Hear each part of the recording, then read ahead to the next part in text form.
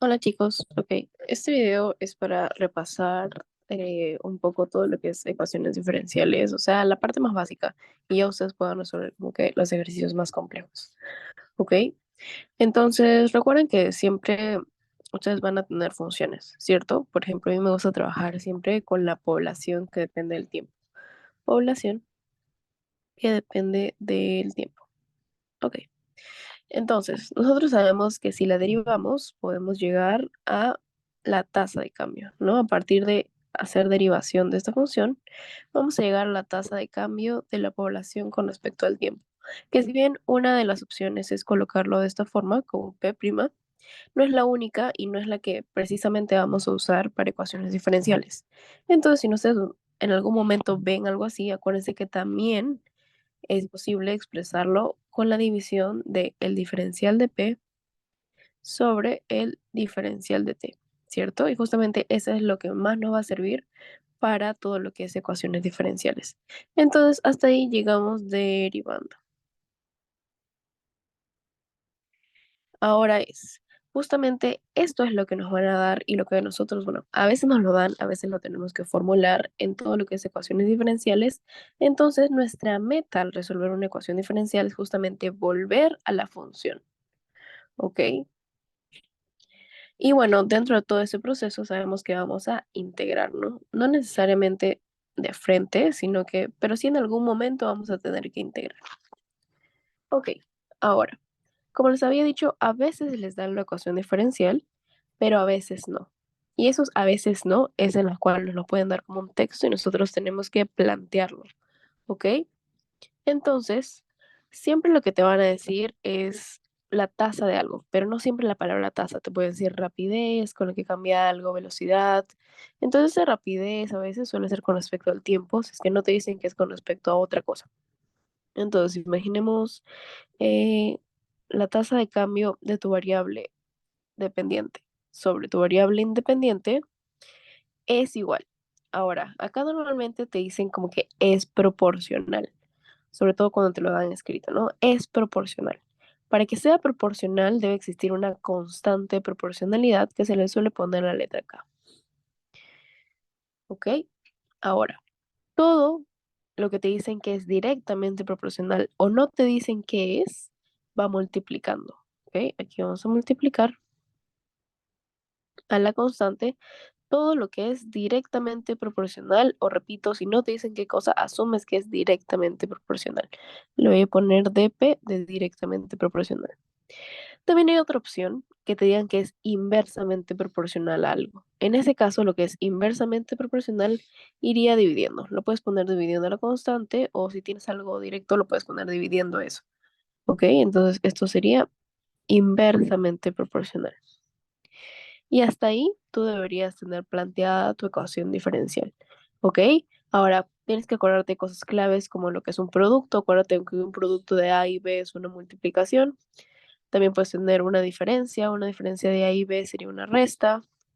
Puedes tener un cociente de A y B sería A sobre B. Y bueno, también podrías tener una suma, ¿no? Una suma de A y B que simplemente es sumar A y B. Entonces son como que palabritas claves que te pueden ayudar. Ok, bueno, entonces teniendo bien planteada la ecuación diferencial, vamos a ir justamente a un ejemplo.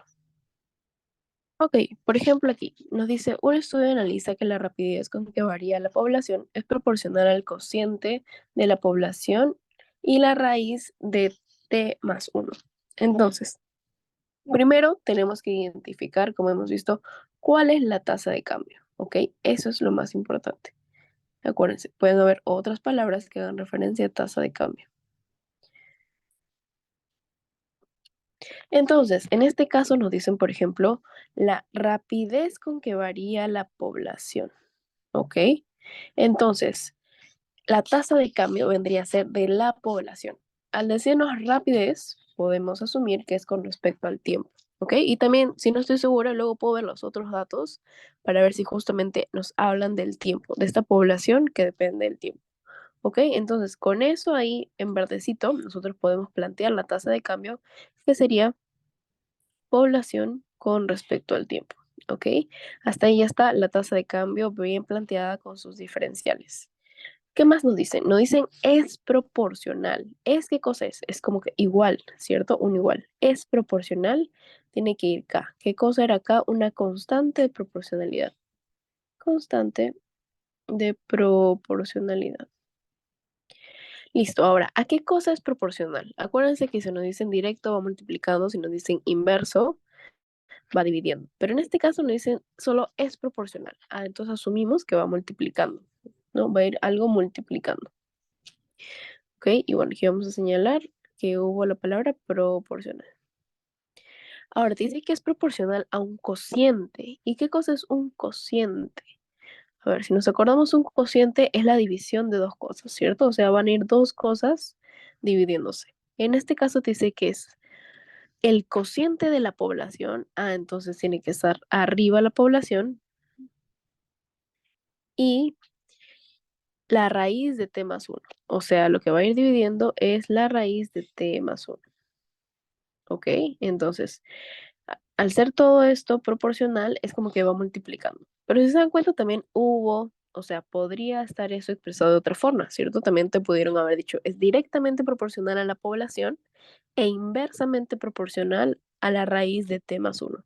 No es otra forma. En este caso te lo han puesto como cociente de p y esa raíz, pero también te lo pueden haber hecho como lo he dicho, primero la población directamente proporcional y luego la raíz de t más 1 como inversamente proporcional. Y listo, ya hasta aquí tenemos el primer paso de resolver una ecuación, que es tener justamente planteada la ecuación diferencial. Ahora, ustedes en este momento tienen que preguntarse a sí mismos, ¿es posible que yo pueda hallarla acá? Porque si se dan cuenta, ese es un número. O sea, es posible, tengo los datos suficientes y es aquí donde tienen que ir justamente a los datos, algo que no hemos leído. Vamos a ir a los datos. ¿Qué nos dice? Nos dice, en el inicio del estudio la población es de 5 individuos y cambia a una tasa de 2 individuos por hora. Si se dan cuenta, nos ponen un marco temporal, ¿no? Nos dicen el inicio del estudio. Normalmente nosotros entendemos la palabra inicio como un tiempo cero, ¿cierto? Un tiempo igual a cero. Entonces, ¿qué sucede en ese tiempo igual a cero? Suceden dos cosas. Primero, que la población es igual a 5 individuos, ¿no? Las unidades serían individuos. Pero no solo eso, también te dan otro dato. Te dicen que también ahí la población cambia a una tasa de 2 individuos por hora. Entonces, ese dato es de población, no, ¿cierto? Ese es un dato de la tasa. Entonces, lo colocamos como lo que es, como la tasa. Ese dato de la tasa es igual a 2 individuos por hora. Si se dan cuenta, en las unidades también podemos percatarnos que es una tasa, ¿no? Porque justamente está aquí unidades de población y ahora sabemos que el tiempo entonces está en horas, ¿ok? Entonces ya tenemos dos datos. ¿Son esos datos suficientes para poder hallar la constante de proporcionalidad? Bueno, si se dan cuenta, tenemos algo a favor, que tenemos un dato de la tasa, ¿cierto? Que nos va a permitir reemplazar todo esto de acá. Pero también necesitamos completar los datos del otro lado. ¿Cuáles son? Tener una población y tener un tiempo. Pero todos esos datos, la tasa, la población y el tiempo, tienen que estar en el mismo momento, ¿ok? No pueden ser como que pones una población del tiempo 5 y pones el tiempo 2 y pones la tasa del tiempo 10. No, eso no puede pasar.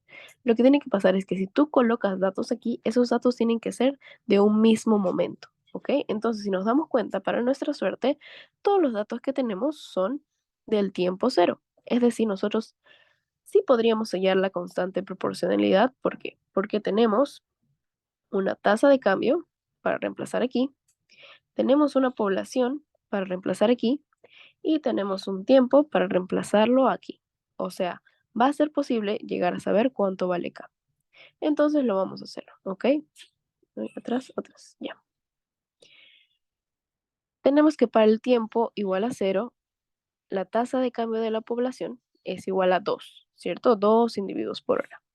Esto es igual a la constante que aún no sabemos cuánto vale por la población, que sabemos que en el tiempo cero vale 5, dividido entre la raíz del tiempo, que en el tiempo cero, pues el tiempo vale cero y todo esto más 1. Y listo. Entonces, si se dan cuenta, aquí resolvemos un poco. 2 sería igual a k por 5. Raíz de 0 más 1 sería simplemente raíz de 1, ¿cierto? O sea, 5/1.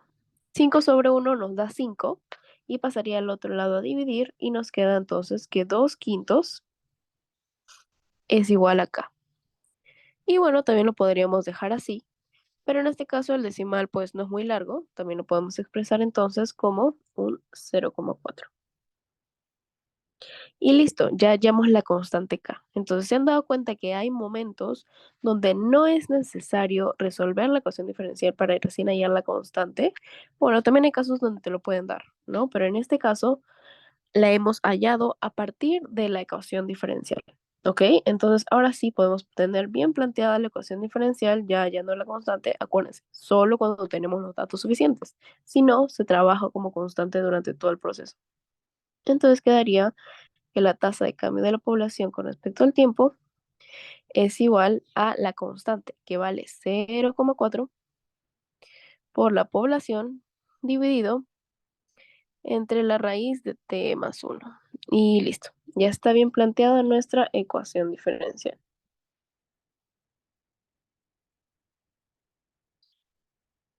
Ahora sí, vamos a resolverlo. Una vez que ya tenemos la ecuación diferencial, el siguiente pasito es hacer separación de variables, ¿ok? Ese es el método que nos enseñan en este curso. Entonces tengo que identificar dónde aparecen mis variables. Si nos damos cuenta, la variable p aparece aquí en su diferencial y aquí arriba multiplicando, mientras que la variable t aparece aquí en su diferencial y también dentro de toda esta raíz. Entonces lo consideramos como un paquete toda esta raíz. Ahora, lo que nosotros queremos al hacer separación de variables es que yo deje todas las variables a un lado, o sea, si tengo la variable p, lo deje todo a un lado con su diferencial, pero que ese diferencial esté multiplicando, o sea, que no lo tenga dividiendo, sino lo tengo arriba multiplicando, ¿ok? E igual con la variable t. Si se dan cuenta, aquí la variable t, separación de variables. Aquí la variable t, bueno, su diferencial está dividiendo. Bueno, entonces yo no lo quiero así. Lo pasaría al otro lado multiplicando. A ver, vamos a ver cómo sería eso. A ver, el diferencial de p me lo quedo aquí, ¿cierto? Está multiplicando, me conviene. Ese diferencial de t aquí no lo quiero. Lo mando al otro lado. Pero ¿qué cosa voy a traer del otro lado? Si se dan cuenta, esta p de aquí. Esta p tiene que estar junto con su diferencial. Si está multiplicando, ¿cómo pasaría? Pasa dividiendo. Ahora, al otro lado que me queda el 0,4 por, bueno, la P se fue, así que en su lugar dejo un 1, ¿no? No puedo dejar un 0, puedo dejar un 1, raíz de t más 1, y el diferencial quedaría aquí, ahora sí, multiplicando, ¿cierto? Y se dan cuenta, ahora sí tengo todo lo rosadito que tenía que ver con P a este lado, y todo lo verdacito que tenía que ver con t al otro lado. Entonces he separado las variables. ¿Ok? Una vez que yo tengo bien separadas mis variables, lo que sigue sería que yo ya puedo integrar para desaparecer esos diferenciales. ¿Ok? Entonces, eso es precisamente lo que vamos a hacer. Por suerte, ya cada diferencial me está indicando con respecto a qué variable voy a integrar. Entonces, sería simplemente la integral. Y ahora aquí acuérdense que esto también se podría expresar como 1 sobre p por diferencial de p, ¿cierto? Es lo mismo que tú tengas un tercio por 5, es exactamente 5, igual a 5 tercios. Entonces ahí igual, ¿no? Tener 1 sobre p por diferencial de p es exactamente lo mismo tener diferencial de p sobre p. Y entonces el diferencial me está indicando, ok, esa integral la vas a hacer con respecto a p. Y al otro lado, si integramos, tendríamos entonces que esta integral de aquí la vamos a hacer con respecto a t, ¿ok? Y ahora hay dos formas de resolver esta integral. Una es la forma definida y otra es la forma indefinida, ¿ok? Vamos a probar primero con la forma definida porque esa forma definida sí necesita algo en especial. ¿Qué cosa es eso especial que necesita la forma definida? Necesita una condición inicial. ¿Qué cosa es una condición inicial? Pues te acuerdas cuál es tu meta al resolver esta ecuación diferencial. La meta de nosotros resolver la ecuación diferencial de aquí, el objetivo es llegar a la población que depende del tiempo. Por lo tanto, la condición inicial tiene que ser de ese objetivo. Entonces, ¿cuál sería nuestra condición inicial? Si se dan cuenta, va a ser como que al inicio. ¿Cuánto vale la población al inicio? Justamente ese dato lo tenemos. La población en el inicio vale 5, ¿ok? Y justamente en el tiempo cero. Entonces, nuestra condición inicial es que cuando el tiempo es igual a cero, la población es igual a 5. ¿Y para qué uso eso? Porque justamente al yo hacer una integral de forma definida, si es que ese es el método que elijo, necesito tener límites, ¿cierto? Entonces, la condición inicial van a ser los límites que van abajo. ¿Eso significa que yo voy a poner 0 y 5? No, no, ¿cierto? Porque 0 es un valor del tiempo y el 5 es el valor inicial de p. Entonces yo tengo que poner correspondiente cada uno a su integral. La población inicia en 5. Entonces, el límite de esta integral inferior, o sea, el límite inferior de la integral va a ser 5, mientras que el tiempo inicia en 0. ¿Ok? Y ahora, ¿qué pongo arriba? Arriba pondré, no sé, la población final, que no sé, vale 15, y el tiempo final, que vale 3. La respuesta es no. Si nosotros ponemos números arriba, el resultado final va a ser un número. Y yo no quiero como resultado final un número. Yo quiero como resultado final una función. Por lo tanto, arriba voy a poner mis variables, ¿ok? Yo no puedo perder a mis variables porque yo quiero llegar a una función. Listo. Entonces ya hemos recordado que los límites superiores son la variable y los límites inferiores son la condición inicial. ¿Ok? Y ahora sí, integramos. Sabemos que la integral de 1 sobre mi variable con respecto a esa variable, en este caso 1 sobre p diferencial de p, sería logaritmo natural de p. Y bueno, al ser definida, no colocamos el más constante, pero sí lo tenemos que evaluar de 5 hasta p. Y ahora, al otro lado, ¿cómo podemos resolver eso que está ahí al otro lado? Si se dan cuenta, ahí tenemos una raíz, entonces como que medio complicado. Bueno, ¿qué podríamos hacer por mientras? Por mientras podríamos ir sacando la constante, ¿no? Ese 0,4 lo sacamos, entonces ya tendríamos solo eso de aquí. Ahora, si se dan cuenta, esa raíz nos está complicando. A ver, ¿qué podríamos hacer? Podemos hacer, siempre nuestra primera opción podría ser una sustitución. Vamos a ver si es válido, ¿ok? ¿Qué pasa si sustituimos eso que está dentro de la raíz, ¿no? Porque una raíz luego lo podemos expresar como exponente de un medio. Entonces, t más 1. Entonces, también tenemos que reemplazar el diferencial. Así que sacamos el diferencial de aquí, que si se dan cuenta, la derivada de todo esto sale 1. Derivada de t1, derivada de 1, 0, 1 más 0, 1, y ese 1 por diferencial de t. Si se dan cuenta, esto es justo lo que tenemos aquí arriba. Entonces, no solo vamos a poder reemplazar la raíz, sino también lo que está arriba, ¿ok? El diferencial, todo de forma completa, de tal manera que entonces esa integral ahora nos va a quedar como raíz de u y arriba el diferencial de u, ¿ok? Pero bueno, también lo podemos expresar como 1 sobre raíz de u por diferencial de u, ¿ok? Ahora, me acuerdo de otra cosa, ¿cierto? Una raíz la puedo expresar como un medio. Entonces lo pongo aquí, un medio.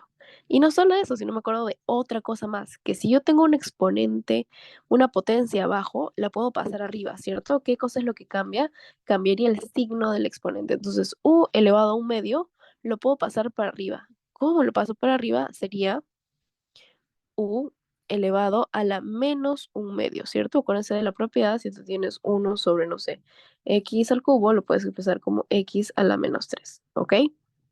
Y listo. Si se dan cuenta, bueno, también tendríamos que cambiar los límites. Es opcional, ¿ok? Pero podemos cambiar los límites. Si se dan cuenta, podemos hallar cuánto vale u cuando el tiempo es cero, ¿cierto? Se dan cuenta que el límite es el tiempo cero. Entonces, cuando el tiempo es igual a cero, si reemplazamos en la función u, sería u igual a 0 más 1, ¿cierto? Entonces, u es igual a 1. Entonces, ese sería el límite inferior. Ahora, en el límite superior, ¿qué pasa cuando t es igual a t? Ah, pues nos quedaría nada más que u es igual a t más 1, ¿cierto? Entonces podemos poner aquí t más 1. Y listo. Ahora sí, integramos. Bueno, también al otro lado ya podemos ir evaluando, ¿cierto? Logaritmo natural en p se evalúa primero arriba menos logaritmo natural en 5. Se evalúa abajo. Igual. Entonces, ¿cómo se integra cuando tenemos algo así? Una potencia. Me acuerdo también de la regla, ¿cierto? Si yo tengo x a la n diferencial de x, la integral sale x a la n más 1 sobre n más 1. En caso sea indefinido, más constante. Pero bueno, acá la tenemos definida. Entonces sería 0,4 que está fuera por u elevado a la menos 1 medio. Le tenemos que sumar 1 al exponente. Sería u menos 1 medio más 1. A ver, en sus calculadoras, ¿cuánto sale? 1 medio, ¿cierto? 1 medio. Y todo eso dividido entre, si se dan cuenta, más n más 1, también dividido entre n más 1. Entonces, también dividido entre 1 medio. Y bueno, esto tenemos que evaluarlo desde 1 hasta t más 1. Si se dan cuenta, como yo ya he cambiado los límites, no tengo por qué volver a lo que valía u, porque yo ya he cambiado los límites, ¿ok? Entonces, otra regla que nos podemos acordar. Logaritmo natural de x menos logaritmo natural de y, lo podemos expresar como logaritmo natural de x sobre y. Entonces, esto de aquí lo podemos expresar como logaritmo natural de p sobre 5. Ya van a ver por qué luego nos conviene tener solo un logaritmo. Y al otro lado, ya está integrado. ¿Qué tenemos que hacer? Tenemos que evaluar, ¿cierto? Ahora, algo también que podríamos hacer aquí sería juntar este con este, ¿ok? Podríamos dividir ese 0,4 entre 1 medio. ¿Y cuánto sale 0,4 entre 1 medio? A ver, tu calculadora sale al final 0,8, ¿cierto? 0,4 entre 1 medio, que es 0,5, al final sale 0,8. Entonces de frente podemos poner 0,8 y nos quedaría evaluar nada más ese u a la 1 medio. Pero tú sabes que u a la 1 medio es raíz de u. O sea, sería raíz de u. Y primero te dicen que u va a valer t más 1. Ah, o sea, sería raíz de t más 1 menos. Ahora, ya no estoy poniendo el 1 medio, repito, porque este 1 medio es como que lo pasé aquí a dividir a esto, ¿no? Cosa que es como si yo lo factorizara y solo me quedo con la parte de la variable. ¿Ok? Uy, ya. Ya evaluamos entonces u al 1 medio, que es raíz de u, en t más 1. Significa que cada vez que veamos u, le ponemos t más 1.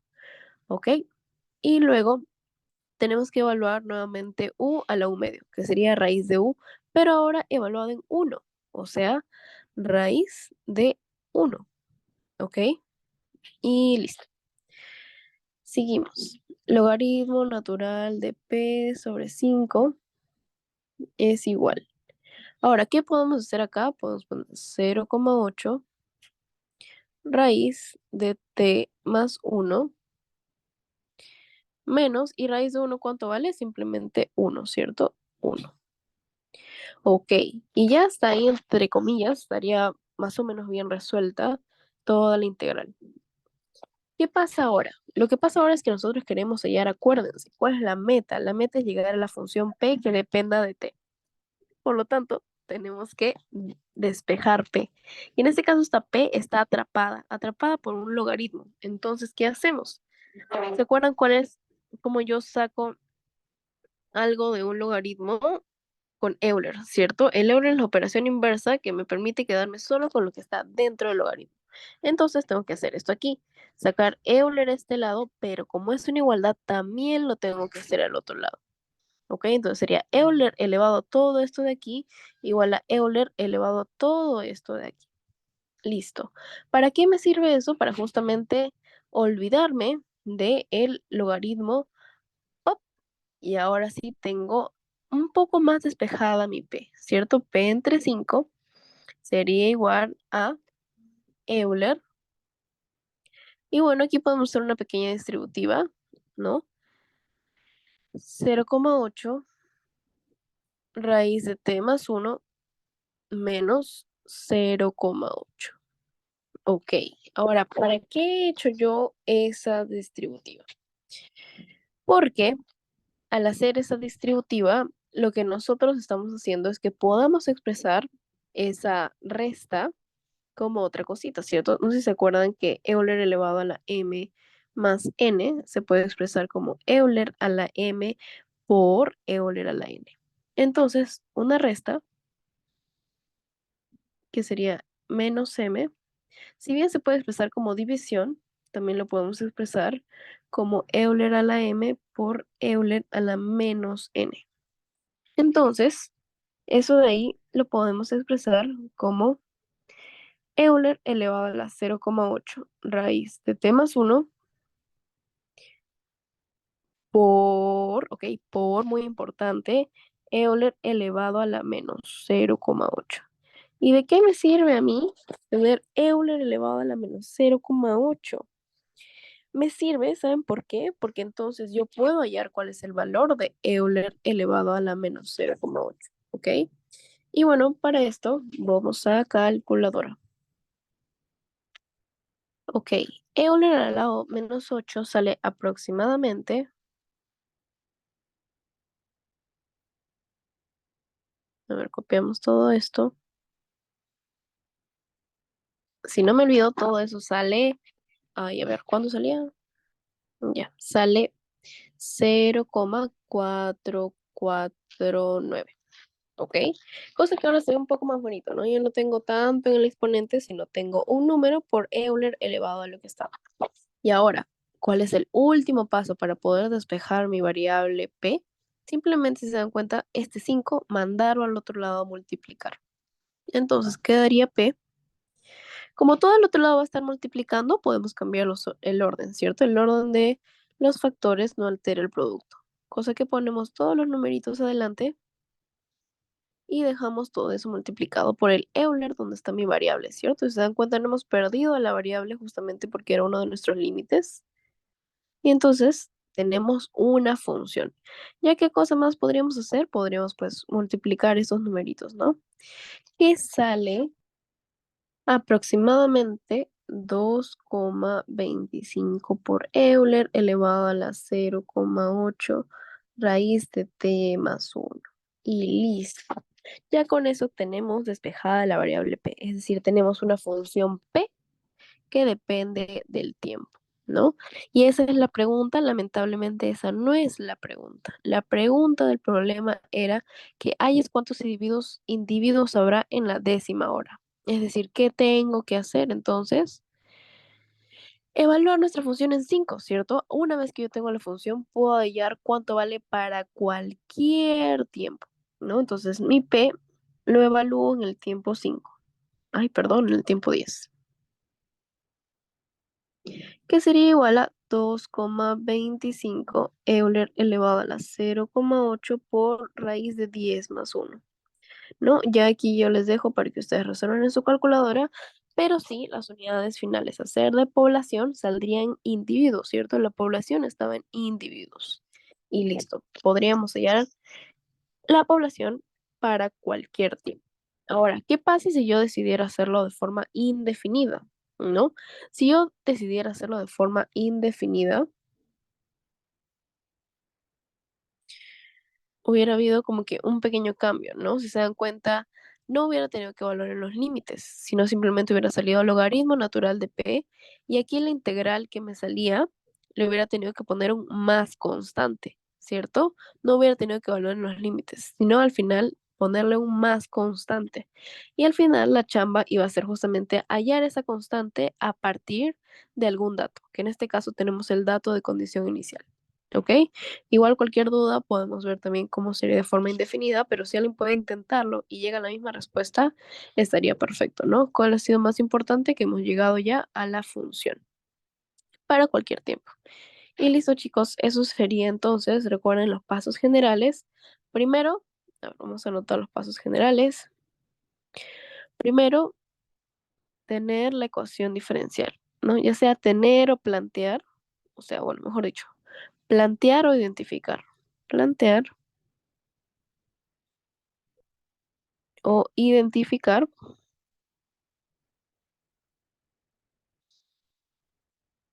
la ecuación diferencial. Y acuérdense que aquí algo importante es preguntarme, ¿puedo hallar K? ¿Tengo los datos suficientes para hallar K? Segundo paso, una vez que yo ya tengo mi ecuación diferencial, procedo a separar variables, ¿cierto? Separar variables de tal manera que los diferenciales queden arriba, ¿cierto? No quiero los diferenciales abajo. Separar variables. Tercer paso, integrar. Ahora, acuérdense que aquí tienen dos formas, de la forma definida y la indefinida, ¿no? La definida vas a tener que colocar límites, ¿cierto? Tus límites,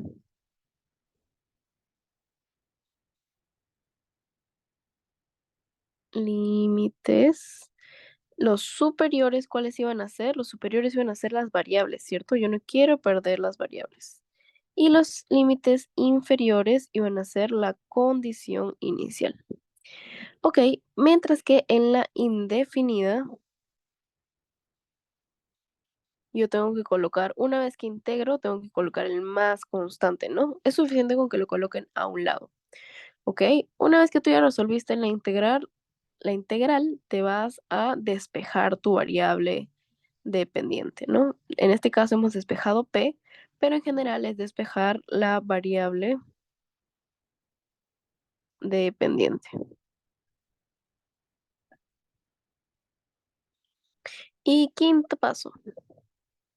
Quinto paso, bueno, en caso sea necesario hallar las constantes faltantes o ya puedes usar la función que tienes, hallar constantes faltantes, si es que fuera el caso, y ya de ahí puedes usar, hoy faltas, pues, faltantes, ya de ahí puedes usar la función a tu antojo, faltantes.